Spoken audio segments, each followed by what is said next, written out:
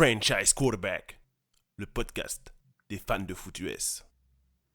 Et bonjour à tous, bonjour, bienvenue pour le deuxième de nos 4 rendez-vous cette semaine dans Franchise QB. On s'est vu hier pour le flop 10 de la semaine, les 10 moins bons quarterbacks de la semaine. On se retrouve aujourd'hui pour le top 10. Et je le rappelle, je l'ai dit plusieurs fois, mais événement spécial, émission spéciale, demain et samedi, on aura une mock draft en 2 parties, premier tour et tout début du deuxième tour. Pour que ça nous permette un peu d'évoquer aussi le cas des Carolina Panthers avec le premier choix du deuxième tour.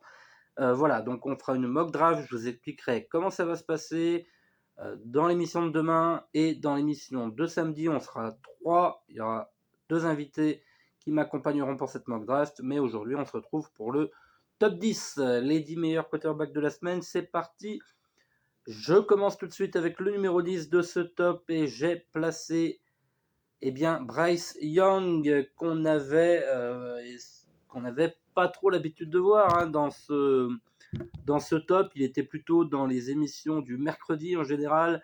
Il a réussi quand même, malgré la défaite de son équipe, une belle prestation qui lui permet d'être dans l'émission du jeudi.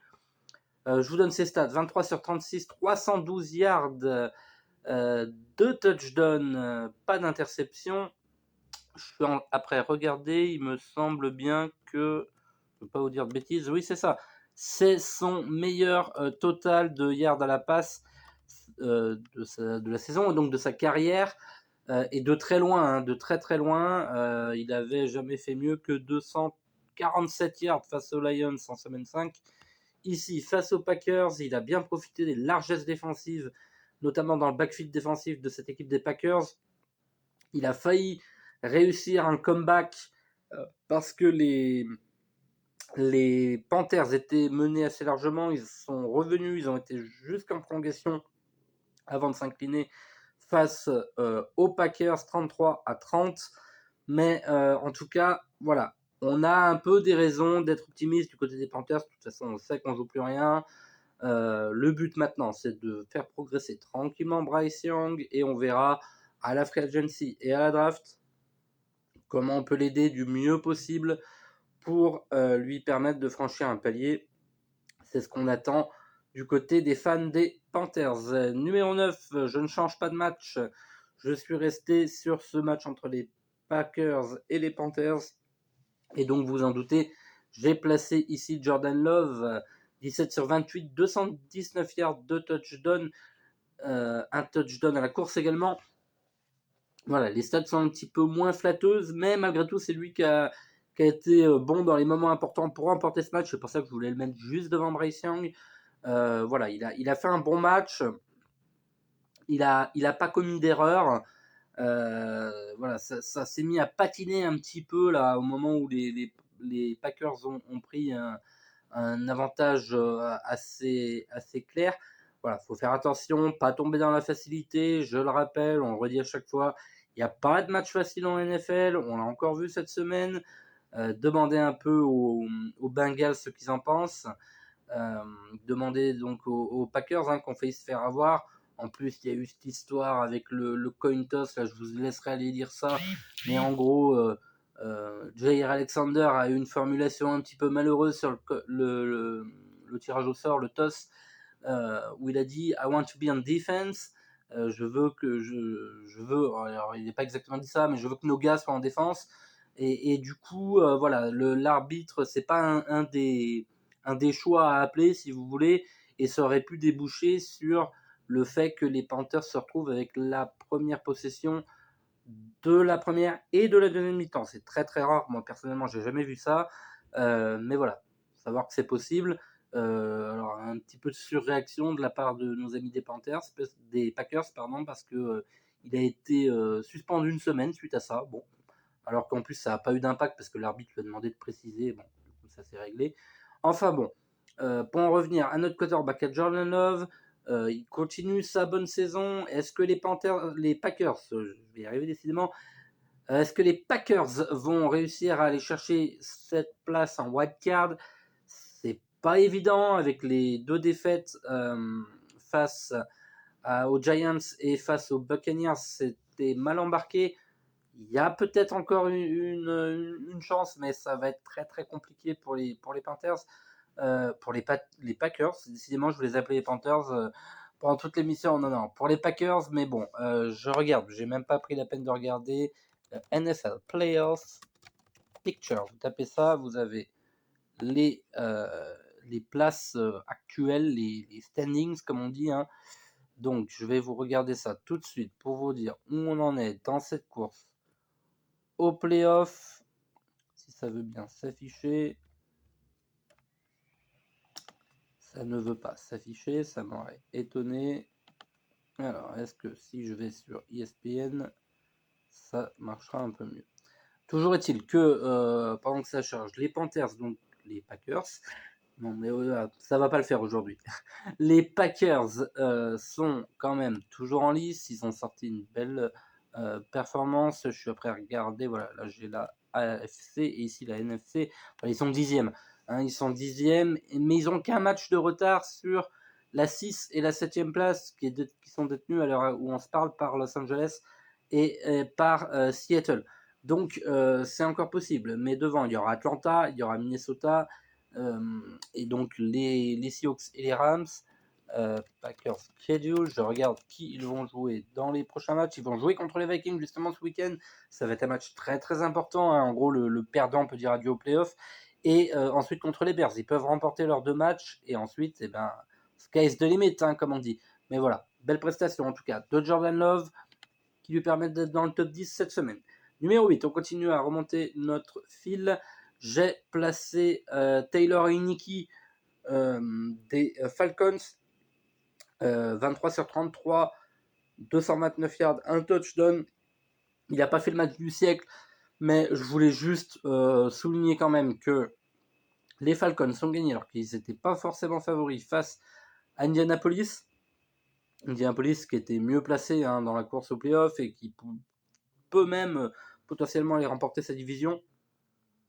J'avais juste envie de dire une chose, c'est que on voit la différence quand on met un quarterback qui sait un petit peu lancer le ballon. Voilà.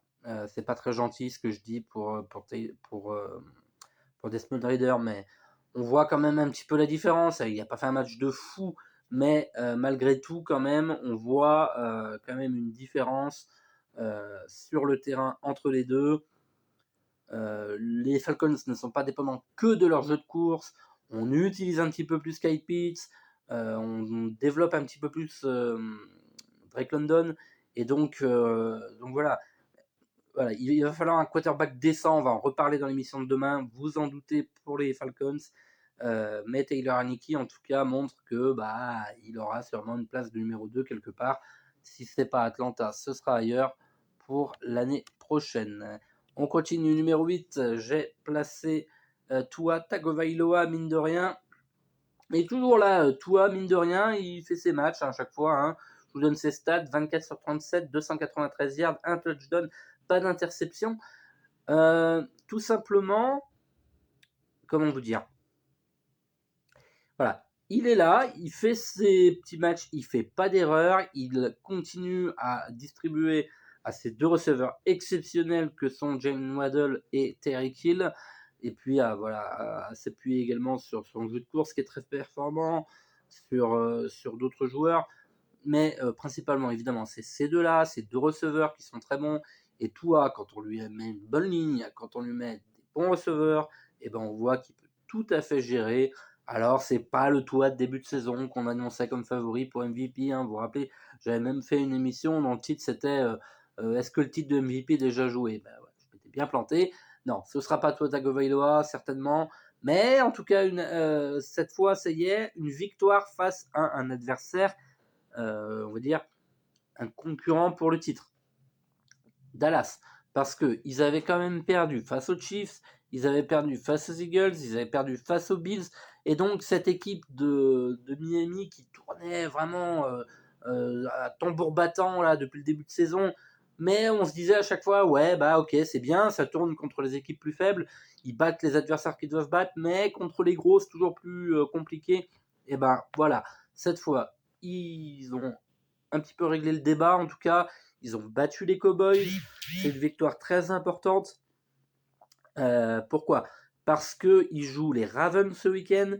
Et derrière, potentiellement, s'ils perdent contre les Ravens, ils auront une finale pour la division. Alors, ils seront en playoff, hein, je ne me fais pas de soucis pour eux, mais une finale pour remporter la division face aux Buffalo Bills. Donc, ce match de ce week-end, il est très important. Ils peuvent s'assurer de la victoire de division en cas de victoire face aux Ravens. On continue avec le numéro, j'en suis à 10, 9, 8, 7, 6. Numéro 6, et ben, puisqu'on parle des Buffalo Bills, j'ai placé Josh Allen. Josh Allen, 15 sur 21, 237 yards, 1 touchdown, 1 interception, 2 touchdowns à la course également. Pourquoi je l'ai mis là? Parce que c'est un match qui était pas si facile que ça. Alors on se disait les Chargers ils sont à la dérive, ils viennent de virer le coach, ouais, mais justement, en général, quand on vire le coach, en général derrière il y a un peu une réaction d'orgueil, on veut faire quelque chose, on veut prouver que c'était le coach le problème. Et ben ces Chargers, ils ont été dans le match quand même une bonne partie, ils ont fait peur à ces Bills. Il a su trouver les ressources mentales pour aller s'imposer. Il nous a fait sa petite interception, sans gravité ici, attention toujours à ça. Et en tout cas, les Bills, ils sont de nouveau complètement dans la course. Je vous l'ai dit, ils sont potentiellement dans la course pour aller même remporter leur division. Ils sont actuellement 6e de la conférence AFC avec 9 victoires et 6 défaites. Derrière, il y a 4 équipes à 8-7, les Colts, les Texans, les Steelers, les Bengals. Donc, il y a, vous l'aurez compris, Buffalo, Colts, Texans, Steelers, Bengals, ça fait 5 équipes pour 2 places. Pour 2 places parce que, a priori, les Browns, avec 10 victoires, 5 défaites, devraient être en playoff. Donc, il reste les places 6 et 7, hein, les 4 vainqueurs de division, que sont Baltimore, que sera certainement Kansas City, le vainqueur de la division AFC Sud, probablement les Jaguars, même si c'est encore faisable, et il reste en tout cas 2 places. Donc les Bills maintenant, ils ont leur destin entre les mains. Je regarde en même temps qui joue ce week-end, je me rappelle qui joue, donc les Dolphins au dernier match, ils jouent les Patriots. Alors on pourrait se dire, les Patriots, c'est bon, c'est gagné, mais c'est un duel de division, et je rappelle qu'ils ont perdu le match aller. Et les Patriots viennent de sortir encore une surprise face aux Broncos. Donc attention, c'est pas un match gagné d'avance, mais en tout cas, ils sont en très bonne position, très bonne posture pour se qualifier pour les playoffs. Et normalement, ça devrait le faire, cette équipe des Bills qu'on disait, oh là là là là, cette saison, ça va être la cata. Ils avaient fait un mauvais départ, et ben finalement, ils se sentent bien, ils vont être en playoffs, et ils vont pas être faciles à jouer. Hein. C'est pas parce qu'ils auront le 6 ou 7 ou 8, il n'y a pas de 8e seed, pardon, 6 ou 7e seed, qui seront pas faciles, qui seront faciles pardon, à jouer, pas du tout. On sait, c'est un effectif plein de qualité, c'était les favoris l'année dernière. Il s'était un peu ramassé en playoff, mais bon, c'est la loi de la NFL. C'est une ligue très serrée, très homogène, très compétitive. Donc attention à eux, ils semblent monter en puissance, ils semblent dans une bonne dynamique. Ça peut faire très très mal. Hein. Il reste, je rappelle quand même, ils ont battu les Cowboys, ils ont battu les Chiefs, ils ont perdu pas grand chose face aux Eagles. Donc attention à ces Bills. Numéro 5. J'ai placé tout simplement celui qui est le nouveau favori des bookmakers pour la course au MVP, c'est Lamar Jackson. Alors moi je vous l'ai dit, ma préférence personnelle va évidemment à Christian McCaffrey ou à Tyreek Hill, mais visiblement les vieux bougons qui votent sont plutôt pas enclins à donner le titre à un non-quarterback. Et suite à sa performance face aux Niners, eh ben, c'était bien normal qu'on retrouve Lamar Jackson qui fait une performance incroyable et une saison quand même impressionnante. 23 sur 35, 252 yards, 2 touchdowns, également couru pour 45 yards. Et d'autant plus impressionnante que moi j'avais trouvé dans ce début de match que les Ravens ne passaient pas beaucoup par le sol, alors que c'était un peu leur force, mais ils ont eu peur certainement de la défense contre le jeu de course des 49ers. Et donc, eh bien, ils sont beaucoup passés. Le début était compliqué, je crois qu'il commence à 0 sur 3, puis après, il a trouvé un petit peu un rythme de croisière. Lamar Jackson, bien aidé par sa défense, avec 4 interceptions hein, commises par Brock Purdy, eh ben lui, il n'en fait pas et il joue propre.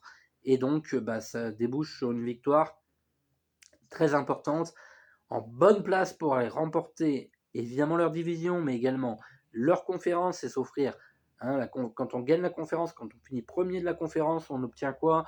Un tour bye en playoff, c'est-à-dire qu'il y aura des matchs, mais eux, ils sont exemptés de premier tour de playoff, exemptés de wildcard round. Et ensuite, ils joueront le divisional round et la finale de conférence, s'ils y sont, à domicile. Et il faut y aller, il faut se les coltiner, les Ravens à Baltimore. Donc voilà, ce sont certainement les vainqueurs de la FC Nord et en bonne posture pour aller remporter la conférence. Et ils ont un match très important, je l'ai dit, face aux Miami Dolphins ce week-end. Match très très important, crucial pour les deux équipes à ne pas rater. Je crois que c'est le match qui sera sur 6 plays d'ailleurs. Numéro 4. Eh ben oui, on est dans une réalité alternative, figurez-vous, messieurs, dames, puisque numéro 4 de ce classement, hein, vous allez voir le numéro 1 aussi, il est très surprenant. Enfin, pas trop pour vous qui avez lu le titre de la vidéo, mais on n'aurait pas parié là-dessus avant le début de la semaine. En tout cas, numéro 4, j'ai placé Bailey Zappi des Patriots. Qu'est-ce qu'il nous fait, le Billy? 25 sur 33, 256 yards, 2 touchdowns, pas d'interception, un fumble perdu néanmoins. Bah écoutez, je ne sais pas ce qui se passe. Voilà, il montre des flashs comme ça. Alors, ça m'étonnerait qu'il s'assure une place de titulaire, en tout cas pas aux Patriots, parce que vu le ranking, on va certainement se diriger vers un quarterback à la draft. Mais peut-être une place de numéro 2 aux Patriots ou une place quelque part ailleurs, je ne sais pas, sur une équipe qui n'aurait pas réussi à obtenir le quarterback qu'elle veut et qui voudrait tenter quelque chose d'autre parce qu'elle a un quarterback qui est pas terrible.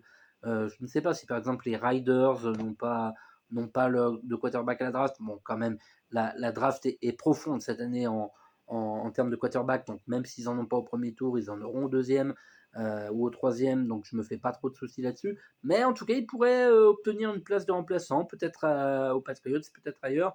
Et voilà, lutter, hein, je ne sais pas. Je pensais par exemple aux Steelers, une équipe comme ça. Avec un Kenny Pickett qui est un peu déçu, bah, pourquoi pas aller prendre un quarterback remplaçant qui titille des fois selon les besoins. On l'a vu, hein, les blessures de toute façon ont été énormes cette saison en NFL pour les quarterbacks, donc on a toujours besoin d'un bon numéro 2. Et Billy Zappi montre que peut-être il peut être un bon numéro 2.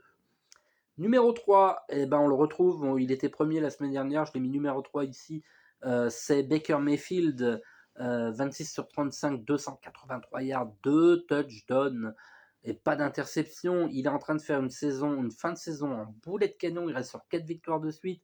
Les Buccaneers n'ont plus besoin que d'une seule victoire pour assurer le titre de division, donc ils vont jouer contre les Saints en duel de division, ce sera un match très serré, et après ils vont jouer contre les Panthers également en duel de division. On peut penser qu'ils vont en remporter au moins un des deux et qu'ils vont aller remporter cette division. Et finalement, bah, je vous disais, j'en reparlerai dans mes émissions demain, mais moi, on m'aurait demandé ça il y a un mois et demi, j'aurais dit, les Buccaneers, ils vont aller chercher un quarterback à la draft.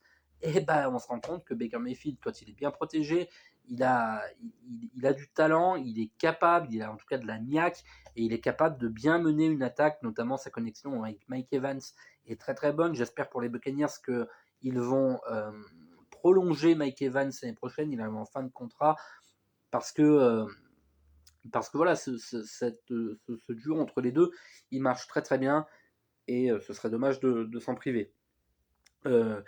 Pour en revenir à ce match, les Jaguars n'ont pas existé, hein, ça a été une raclée quand même assez significative. Donc, bravo aux Buccaneers, bravo à l'état d'esprit de cette équipe. Ce ne sera pas facile pour celui qui va gagner la NFC Sud, et donc ce sera probablement les Buccaneers, parce qu'ils vont jouer donc le 5e seed, et le 5e seed en NFC, il y a des chances que ça se retrouve à être les Dallas Cowboys, hein, il y a de fortes chances même, puisque les Eagles ont une victoire d'avance. Je crois qu'ils ont le tiebreaker et ils jouent les Cardinals cette semaine, donc normalement ils devraient pouvoir s'imposer dans cette division NFC Est, pardon. Et donc le 5e site, ce sera Dallas, et va falloir scoltiner Dallas et je pense que les Buccaneers ne seront pas favoris de ce match-là. Mais on ne sait jamais, sur un match, hein, tout est possible. On sait que les Cowboys en playoff, ils ont tendance des fois à craquer un petit peu. Numéro 2, j'ai placé aussi une équipe qui est sur une série assez impressionnante. Ce sont les Los Angeles Rams avec Matthew Stafford, 24 sur 34, 328 yards, 2 touchdowns, pas d'interception. Moi, je le dis, hein, je l'ai déjà dit plein de fois, je le redis, je le redirai demain. Matthew Stafford fait la meilleure saison de sa carrière. Revoyez ses matchs en saison régulière, la saison où il gagne le Super Bowl, c'était pas tout à fait ça. Il y avait beaucoup plus d'erreurs. Ils s'en sortent parce que ils ont quand même été sérieux à un moment où les Cardinals ont lâché alors qu'ils étaient, je crois, à 7-0 les Cards sur le début de saison. Ils auraient peut-être pas dû remporter la division. Et derrière, ils remportent la division. Ils écrasent les Cardinals en tour de wildcard. Et puis, bon, il se trouve que derrière, il y a le match face à Tom Brady avec le retour exceptionnel de Matthew Stafford. Et puis, j'ai oublié un match. Donc, ils jouent les Buccaneers. Ils jouent donc les Cardinals, les Buccaneers. Ça devait être la finale de conférence. Les Buccaneers, j'ai oublié ce qu'était le Divisional Round. Excusez-moi. Pour ceux qui s'en souviendraient. Mais toujours est-il que je trouve donc que Matthew Stafford fait une meilleure saison cette saison que l'année dernière. Enfin, que l'année dernière, ça c'est sûr, et que l'année encore d'avant, où ils avaient gagné le titre. Il fait des matchs très propres. La ligne offensive est très très étonnante. Elle qui a complètement pris l'eau l'année dernière, qui s'était pas tellement renforcée. Il y a eu Steve Villa, garde centre, qui a été drafté, mais il n'y a pas eu des progrès exceptionnels sur la ligne offensive. Et puis il y a eu cette bonne surprise, cette pépite qu'ils ont été dénichés au 5e tour de la draft.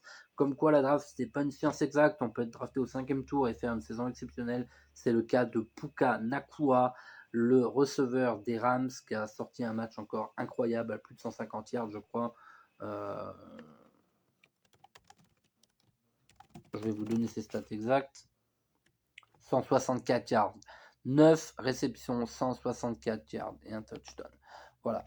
Donc dans ce match face aux Saints, ça s'est joué finalement une possession, ils gagnent 30-22, mais ils ont été quand même assez tranquilles tout le match, notamment grâce à cette attaque qui a déroulé face à une défense des Saints qui est jamais facile à jouer, mais l'attaque était au rendez-vous. Bravo à eux, bravo à Matthew Stafford qui a fait une très belle prestation. Et on va finir avec le numéro 1. Et oui, c'était la surprise de la semaine. On s'est dit, mais qu'est-ce qu'ils vont prendre cher ces Steelers qui n'ont plus Kenny Pickett, qui ont benché Mitch Trubisky. Ils se retrouvent avec Mason Rudolph qui a pu jouer depuis un moment. Enfin, il avait joué 2 snaps face aux Colts, mais en toute fin de match. 2 ou 3 tentatives de passe. Mais en tout cas, il n'avait pas été titulaire depuis un bon bout de temps. Et là, quel match il nous a fait, Mason Rudolph, 17 sur 27, 290 yards, 2 touchdowns, pas d'interception. Face aux Bengals qui, je le rappelle quand même, jouaient pour se qualifier en playoff. Les Steelers ne sont pas encore complètement out de la course au playoff. Ils sont encore en lice. Je ne les ai pas cités quand j'ai cité tout à l'heure les équipes parce que je parlais de... si, je les ai cités puisqu'ils sont à 8 victoires et 7 défaites, tout comme les Colts, tout comme les Texans, tout comme les Steelers et tout comme les Bengals. Donc là, il y a une lutte vraiment pour aller chercher la 7e place, peut-être la 6e si Buffalo s'écroule un petit peu, mais il y a une vraie lutte. On le sait, on le rappelle tout le temps, Mike Tomlin n'a jamais connu depuis qu'il est l'entraîneur de cette équipe depuis 20 ans, je crois, enfin en tout cas une quinzaine d'années. Tomlin, je vais vous redonner, je crois que c'est 2000, j'ai envie de vous dire 2008, mais je ne suis pas très sûr. Depuis 2007, voilà. 2007, il n'a pas connu une seule fois une saison négative, mais il semble encore en lice pour aller conforter cette stat. Il est à 8-7, donc vous vous doutez que s'il remporte un des 2 derniers matchs, il finira la saison en positif une fois encore, peut-être en playoff. Je regarde le calendrier des Steelers, ils ont un calendrier pas facile pour terminer puisqu'ils vont jouer à Seattle face aux Seahawks et à Baltimore face aux Ravens. Ce sera pas évident, mais avec cette défense, TJ Watt a encore fait un match incroyable. On ne sait jamais. Et puis si Mason Rudolph continue à faire ce genre de prestations-là, très propre, pas d'erreur, belle connexion avec George Pickens, ça peut faire mal. Attention à ces Steelers, faut jamais les enterrer. Ils sont extrêmement bien coachés, ils sont une excellente défense. Et donc, bah voilà, on sait jamais. Pourquoi pas pour les Steelers.